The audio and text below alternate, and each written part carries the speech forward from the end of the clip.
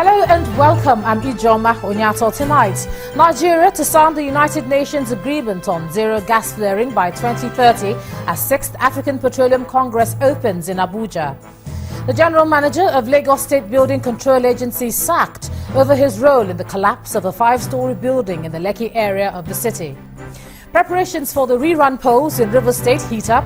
Deputy Inspector General of Police promises maximum security ahead of the elections. And Côte d'Ivoire declares 3 days of national mourning as death toll in the militant attack on a beach resort rises to 18. And on business news tonight, central bank's forex restrictions put listed bottling company under pressure.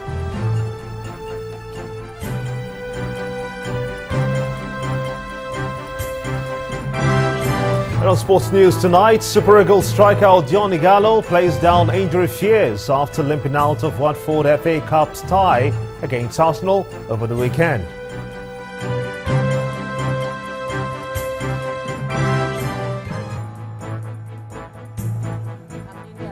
And from Abuja, House of Representatives pledges to remove obstacles against the amendment of the 1999 Constitution.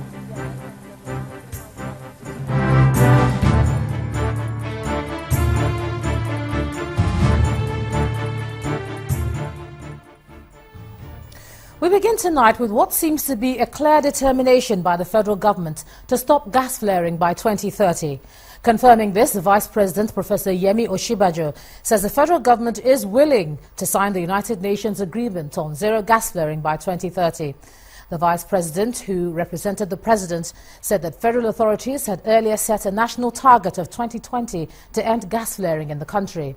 The Vice President also called on African leaders to take advantage of the gas-to-power potentials. He said this today at the opening of the 6th African Petroleum Congress and Exhibition in Abuja. Show signs of volatility. This African Petroleum Congress and Exhibition, otherwise called Cape 6 in Nigeria's capital Abuja, is coming at a time when African countries are facing immense challenges in the oil and gas sector. Here, decision makers, experts, regional operators and international companies are looking to share technological know-how as well as prefer African solutions to these challenges.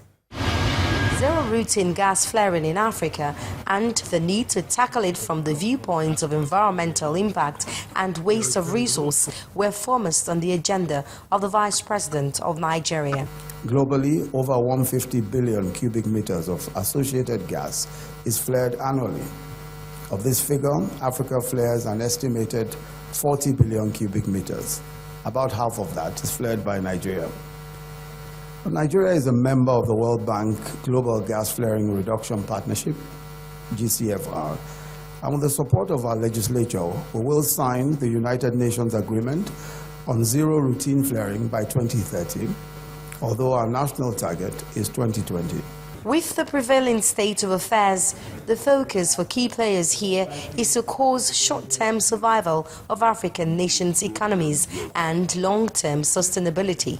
We must work together to find mutually beneficial solutions. Collaboration is critically important as we move forward, and it is our belief that through collaboration we will arrive at practical and innovative solutions to move the industry forward here in Africa. With its abundant energy potential, Africa must be part of this dynamic and move with determination towards the energy transition for the sustainable development of the continent. It's time we as Africans take advantage of the vast resources that we have in human capital at our disposal to look inwards and implement solutions that work for us, which the rest of the world will need, rather than this endless wait for the rest of the world to determine what is good for us. And that time is not far off, the Nigerian Minister of State for Petroleum says, as he personifies oil and promises a rebound in the near future. My name is Oil. The very kind people who are nice to me call me black gold. The ones who hate me call me crude. I worry for my future, but I will rise again. And when I do, I will take no prisoners. These African Petroleum Congress and Exhibition Cape 6 is coming at a time when African countries agree that they must lay the appropriate foundation and take charge of development in Africa's oil and gas sector. Now, hydrocarbon and gas are on the front burner for African countries, and key players say this must continue whether or not oil prices restabilize. Omelogo, Nadi Channels Television News. To legal matters now, the trial of the former Chief of Defence Staff, Air Chief Marshal Alex Badeh, has been adjourned to March the 16th to enable the Defence Counsel study additional proof of evidence served by the prosecution. Justice Okon Abang says there is merit in the request of the defence to study the additional evidence to ensure the law is fair to all sides in the matter. Our correspondent Amaka Okafor reports. Expectations are that the trial of the immediate past Chief of Defence Staff, Air Chief Marshal Alex Badeh, would commence at the Federal High Court, but that was not to be. Although the first prosecution witness was in court, when the case was called, counsel to the former Defence Chief sought an adjournment to enable him familiarise himself with the case, having just been briefed by his client. Besides, he told the court that he had just been served with additional proof of evidence. But the prosecution will have none of that. According to him, this is a ploy to scuttle the trial. He therefore asked the court to reject the request. The court, however, exercised its discretion in favour of the accused because the additional proof of evidence was served on them recently. We had to ask for adjournment because, one, the prosecution brought up what we call proof of evidence. That's what they are relying on to prove the charge, additional proof. Late, they served last Friday at 5:30 p.m. And under the law, we have a right, you see, to have access to all such documents before trial can commence. And again, there are two defendants, and they served the second defendant with additional proof only this morning, just a few minutes before his lordship came to sit.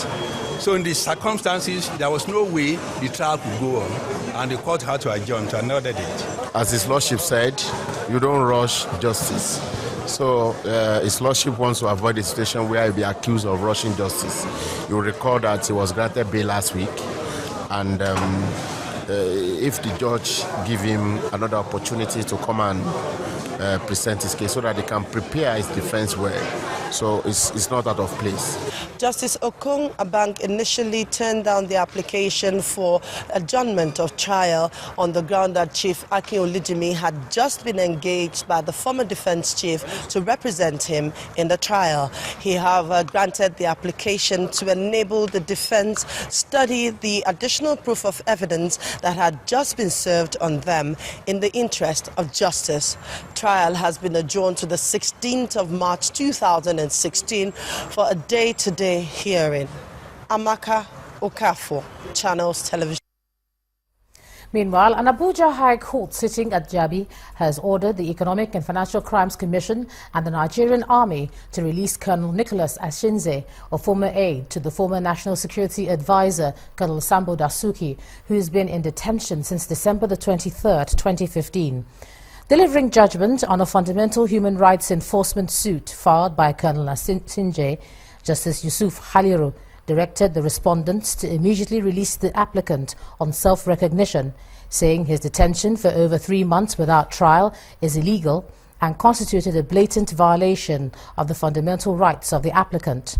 The court also ordered the immediate release of documents and items the anti-graft agency seized from the house of the applicant.